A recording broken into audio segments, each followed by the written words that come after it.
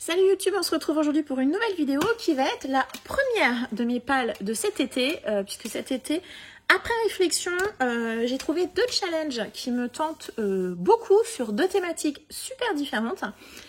Et comme vous savez, cette année, j'ai décidé quand même d'élargir pas mal mes lectures, même si j'ai lu toujours, ça sera toujours le nerf de la guerre, beaucoup d'imaginaire. Mais j'ai aussi envie de retourner lire d'autres choses, d'autres genres, d'autres littératures. Donc, pour ce faire, le premier challenge auquel je participe cet été, c'est le challenge Lise en Asie, qui est organisé par Perfect Books Eva depuis plusieurs années maintenant. Je l'ai fait à plusieurs reprises. Il y a des années où je l'ai pas fait parce que soit j'étais sur d'autres challenges, soit la manière dont Eva avait structuré son challenge ne me correspondait pas cette année-là. C'est des choses qui arrivent. Mais je jette toujours un œil sur ce qu'elle propose tous les ans parce que je trouve que c'est quelqu'un qui a beaucoup d'imagination sur ses challenges, notamment donc celui-ci.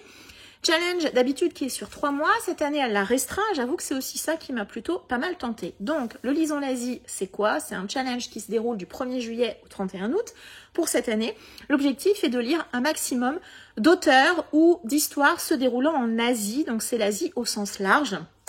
Et c'est ça qui m'a bien tenté cette année puisque elle a fait, comme tous les ans, j'allais dire, la possibilité de le réaliser avec tout un tas d'items différents. Je vais vous dire n'importe quoi, avec de la nourriture, avec un animal ou un chat sur la couve, etc. etc. Donc plein d'items, je crois qu'il y en a une vingtaine, si je me rappelle bien. Moi, j'ai choisi de le tourner d'une manière un petit peu différente. Elle proposait également de lire le maximum d'auteurs issus de pays asiatiques différents. Et ça m'a beaucoup tenté. Au début, je me suis dit, moi j'ai beaucoup d'auteurs japonais.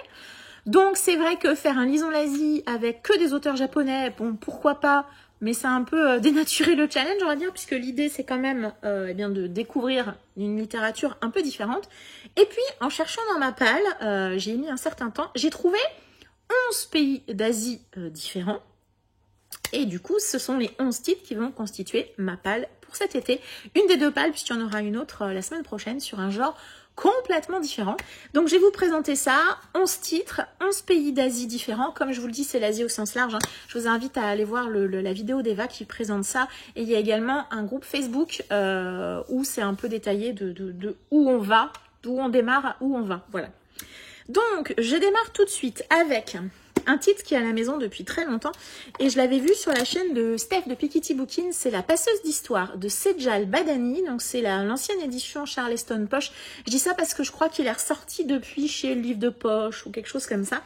Ici, on est sur l'Inde, donc l'autrice, je crois qu'elle est américaine mais d'origine indienne et de toute façon, le roman se déroule en Inde, donc c'est plutôt cool. Donc on va suivre une jeune femme qui s'appelle Jaya. Elle va partir à la rencontre de ses origines. Donc elle va retourner en Inde puisqu'elle est, je crois, aux États-Unis au début de l'histoire. Et voilà. Et on va découvrir ce pays que je connais très peu finalement en dehors des clichés. Je trouve la couve absolument magnifique et cette histoire, je l'ai gardée parce que, je sais pas, elle m'intrigue. Vraiment, elle m'intrigue. Je crois que Steph de Piketty avait eu un beau coup de cœur sur ce titre. J'ai déjà lu plusieurs Charleston, c'est vrai que j'aime bien souvent ce qu'il propose. Et voilà, donc là, on est sur une jeune femme qui va retourner dans son pays parce que malheureusement, je sais pas si on peut dire malheureusement ou pas. Enfin bref, c'est un fait. C'est une jeune femme qui ne peut pas avoir d'enfant. Je sais pas s'il y a une raison médicale ou autre. Enfin bref, voilà. Donc elle va partir en Inde. On va donc découvrir ce pays, c'est plutôt cool. Ensuite, j'ai un autre pays, c'est la Mongolie. Je suis hyper contente de ça. Donc, puisque je vais pouvoir y caser L'Oiseau et la Lame de Megan Bannon, c'est publié chez Albin Michel. Et donc, alors, je ne pense pas que Megan Bannon soit d'origine mongole. J'ai cherché, j'ai pas trouvé cette information. En tout cas, l'histoire, c'est une histoire de fantasy et elle se déroule en Mongolie. Donc ça, c'est plutôt chouette. C'est un ancien livre de bibliothèque, je crois que je l'avais eu sur Momox, mais c'est pas grave. L'important, c'est le contenu. On va être en 1279 au sein de l'Empire mongol. Une jeune chinoise qui est donc réduite en esclavage, elle va se retrouver au service du khan et de son fils. Je suppose que soit c'est le roi ou en tout cas quelqu'un qui a beaucoup de pouvoir. Quand la cité est assiégée par une tribu ennemie, elle est contrainte de fuir avec les deux hommes. Donc voilà, une histoire qui se passe en Mongolie, un pays et une culture, là pour le coup, que je ne connais pas. Donc, je suis très contente. Ensuite, qu'est-ce que j'ai trouvé? J'ai tout mélangé. Ah non, il est là. Le Liban. Et là, je suis hyper contente. C'est un auteur que je veux découvrir. En plus, sur un genre que je lis peu ou pas et que j'ai vraiment envie de découvrir également, c'est celui-ci. C'est Le Cygne de Raymond Khoury, publié chez Pocket. Raymond Khoury est un auteur libanais. On va donc être au Liban. Alors, je suis pas sûre que l'histoire se déroule au Liban, mais l'auteur est d'origine libanaise et c'est un thriller ésotérique. Donc, je veux pas forcément en savoir plus. Thriller ésotérique, c'est un genre que je lis peu. Tiens. J'ai peut-être gagné à l'euro-million, les gars. C'est un ticket de 2010. Bon, je pense que c'est un peu foutu depuis, à mon avis. Hein. Je pense que c'est assez rigolo ce qu'on trouve dans les livres d'occasion, j'adore. Je le laisse à l'intérieur. Donc, je l'ai pris parce que Raymond Khoury, auteur libanais, et en plus, je veux le découvrir. Thriller ésotérique, comme je disais, c'est un genre que je lis trop peu. Et voilà, il est né à Beyrouth en 1960 et il a quitté le Liban en 1975. Mais bon, voilà. Du coup, c'était la bonne occasion. Il est libanais. Par contre, le roman se déroule... On parle de l'Antarctique et de l'Égypte. Donc, je ne sais pas trop où on va être, mais voilà. Ensuite, j'ai Taïwan. Taïwan, pourquoi? Avec cette duologie, c'est donc une magie teintée de poison de Judy L. Lin, publiée chez Stardust. C'est un des rares titres de... roman de fantasy qui a survécu et qui survit encore pour le moment parce que principalement c'est une histoire de fantasy qui va utiliser, on va dire, je sais pas trop, la cérémonie du thé et je trouve ça passionnant. Pourquoi Taïwan? Parce que l'autrice Judy N. Lin, elle est née à Taïwan, donc elle est d'origine taïwanaise et elle a grandi et elle vit actuellement au Canada. Taïwan, on y est. Je ne sais pas du tout si l'histoire se déroulera à Taïwan. En tout cas, on a l'air quand même dans une ambiance fortement asiatique, puisqu'on va suivre Ning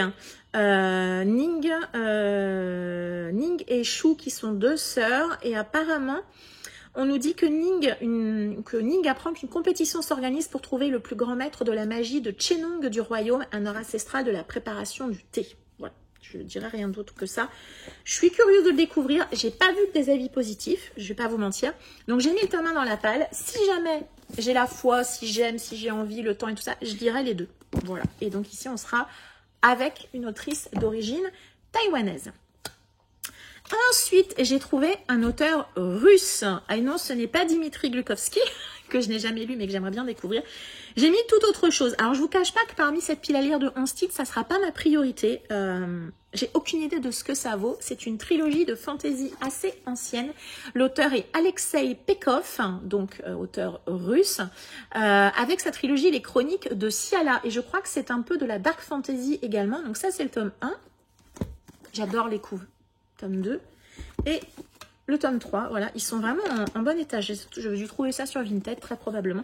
Donc, c'est un auteur russe et on nous dit tout simplement, jamais les terres, donc sur les terres désolées se regroupent plein de créatures différentes, des géants, des ogres et plein de créatures maléfiques qui unissent leurs forces.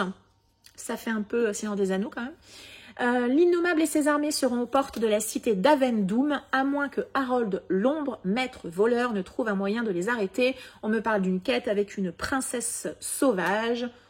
Voilà, j'avais vu que c'était quand même fortement inspiré du Seigneur des Anneaux, mais bon, ça c'est pas quelque chose qui me dérange, le côté ultra classique. Si la plume et l'histoire me plaît, pourquoi pas. À minima le tome 1, si je m'emballe, que je suis à fond, le tome 2, voire le tome 3, sait-on jamais. Mais voilà, je vous cache pas que c'est pas du tout une de mes priorités de lecture, mais c'est un auteur russe, donc c'est plutôt cool également. Ensuite, on va partir dans toute autre chose. Là, on va partir avec un auteur d'origine irakienne. C'est Ahmed Saadawi avec Frankenstein à Bagdad, publié au livre de poche. C'est un titre que j'avais eu à Toulouse dans un magasin de seconde main pendant une de mes semaines de vacances il y a quelques années.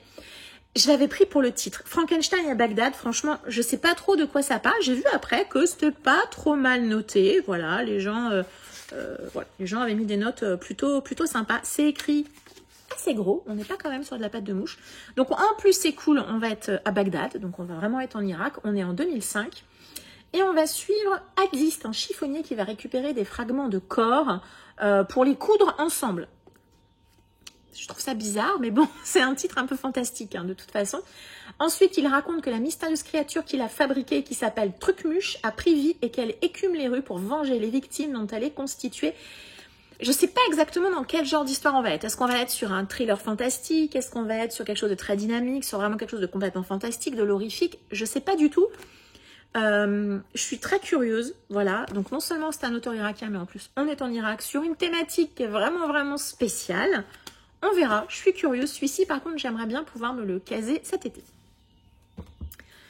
Ensuite, on va partir en Malaisie. Et oui, peut-être que vous ne le savez pas, mais Su Lin Tan, qui a écrit La fille de la déesse de la lune, publiée chez Stardust, c'est une autrice d'origine malaisienne. À nouveau, je ne sais pas, si, c'est écrit derrière. Elle est née en Malaisie, mais elle a étudié à Londres et en France pour ensuite s'installer à Hong Kong. Donc, on est plutôt pas mal en termes d'ouverture.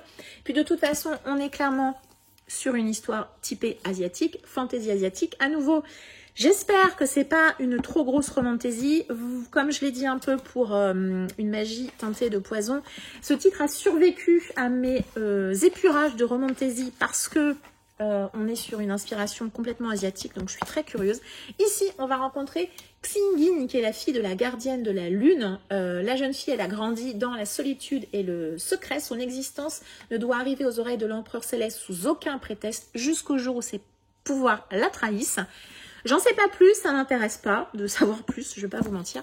À nouveau, je lis le tome 1. Si jamais je suis emballée, si j'ai le temps, etc., j'aimerais lire le tome 2. Voilà, on verra bien. Duologie.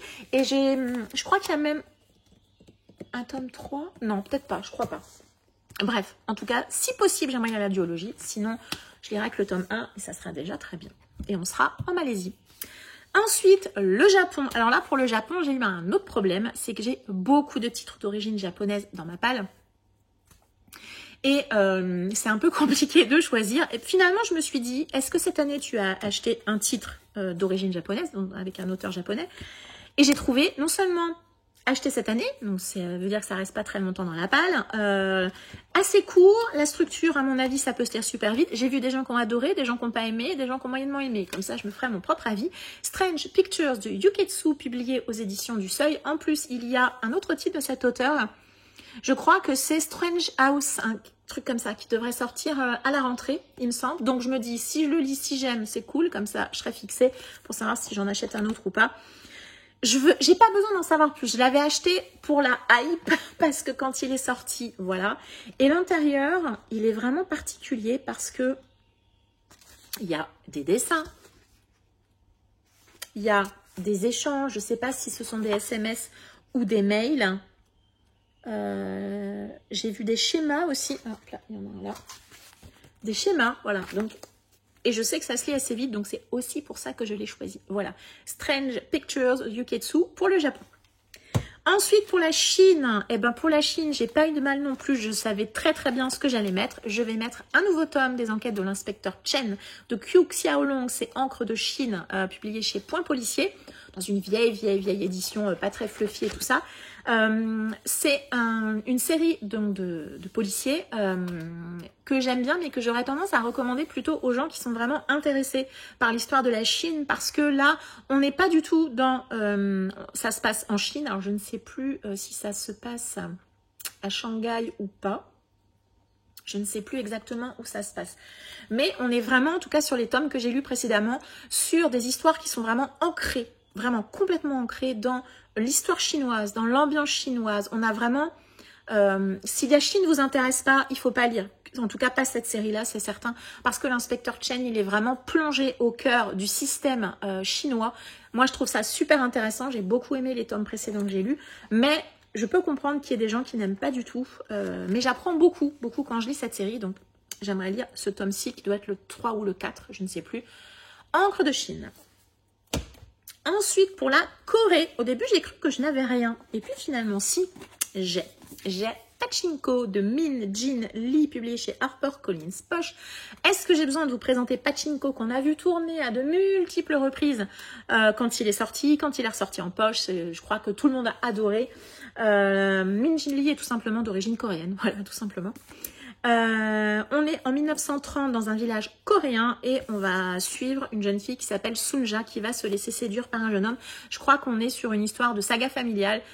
Est-ce que j'ai vu des gens pas aimer Pachinko? Je ne crois pas. Voilà. Mais forcément, alors déjà, c'est une brique. Et puis alors ça, c'est le genre de titre. Du coup, vous avez peur d'y aller parce que tout le monde a aimé. Donc vous vous dites, est-ce que moi, je vais être l'unpopular opinion, la lectrice relou qui va dire, ben non, j'ai pas aimé. C'est toujours pareil. Voilà, on verra bien. Pachinko, histoire familiale, qui démarre en Corée. Je suis pas sûre qu'on va rester tout le temps en Corée. On verra bien. Il me semble qu'on va aux États-Unis après. Mais Minjinli est d'origine coréenne. Et on va terminer par un titre. Et ben, j'ai été vachement étonnée quand j'ai vu que cette autrice était issue de Singapour. C'est June C.L. Tan avec Jade Fire and Gold, publié chez Big Bang. Donc l'autrice est née à Singapour. Est-ce qu'elle y est toujours? Je sais pas. Et puis si. Donc elle a bien grandi à Singapour. Actuellement, a priori, elle vit aux États-Unis. Voilà, on verra. Mais autrice d'origine Singapour. Et un nouveau univers de fantasy asiatique. Je ne pense pas que ça soit la romantasy. Donc celui-ci, j'y vais plutôt sereine. C'est écrit très très gros. Donc j'aimerais bien que ça se lise vite. Parce que là, pour le coup, officiellement, ça fait 577 pages. Mais c'est écrit tellement gros qu'à mon avis, faut pas s'inquiéter pour le nombre de pages. J'ai pas lu le résumé. J'aurais dû. Donc on nous dit que Anne n'est personne, elle n'a ni passé ni famille, que Altan est un héritier perdu. Lorsqu'ils se rencontrent, chacun voit en l'autre un moyen de reprendre en main son destin. Bon, c'est pas parce qu'il y a deux personnages masculins, féminins, que potentiellement il va y avoir une histoire d'amour. Mais bon, on ne sait jamais, on verra. On me parle de magie, voilà, on verra bien. Est-ce qu'il y a une carte? Est-ce qu'il y a... Non, il n'y a pas de carte. Il y a des jolies choses comme ça, et j'ai vu des en-têtes de chapitres aussi qui évoquent quand même un peu les estampes japonaises. Voilà, bref, autrice d'origine de Singapour. Voilà, ma pile à lire pour le Lisons l'Asie est maintenant terminée. Donc 11 titres, il y a des duologies, une trilogie. On verra ce que j'arriverai à lire. Voilà, comme je ne l'ai pas indiqué, mais bien évidemment, je mettrai dans la barre d'information la vidéo de Eva Perfect Boost de présentation de son challenge. Et je ne sais plus si j'ai vu une palle ou pas. Si jamais il y a une palle, je la mettrai également. Peut-être que je mettrai également le lien du groupe Facebook. Je ne sais pas si j'y arriverai, si c'est possible. Des fois, avec les liens, ce n'est pas toujours YouTube et pas toujours volontaire. On verra. Donc voilà, 11 titres, 11 pays différents. Je suis très contente de cette palle. Vous me direz, c'est les livres que tu as choisis, c'est quand même mieux. Bref. N'hésitez pas à m'indiquer en commentaire si vous connaissez ce challenge, c'est mieux quand on articule. S'il y a certains des titres dont j'ai parlé aujourd'hui, que je vous ai fait découvrir, que vous avez lu, et si c'est le cas, n'hésitez pas à me donner votre avis. Voilà, je vous remercie beaucoup. Je vous souhaite une très agréable journée et je vous dis à très bientôt. Ah, j'ai failli oublier, si jamais vous êtes arrivé jusqu'au bout et que vous avez envie de dire que vous êtes passé par là, mais que vous n'avez pas envie ou l'idée, voilà, de mettre un commentaire, mettez, eh bien, pourquoi pas, tout ce qui peut vous évoquer l'Asie. Voilà, vous savez, la meuf qui regarde toujours pas ce qu'il y a dans les, dans les petits emojis, eh ben, c'est moi. Donc, je sais pas, tout ce qui peut vous évoquer l'Asie, des drapeaux, des choses comme ça. Asie au sens large, bien évidemment, vous l'avez compris. N'hésitez pas. Merci beaucoup. Bonne journée à vous et à bientôt. Ciao.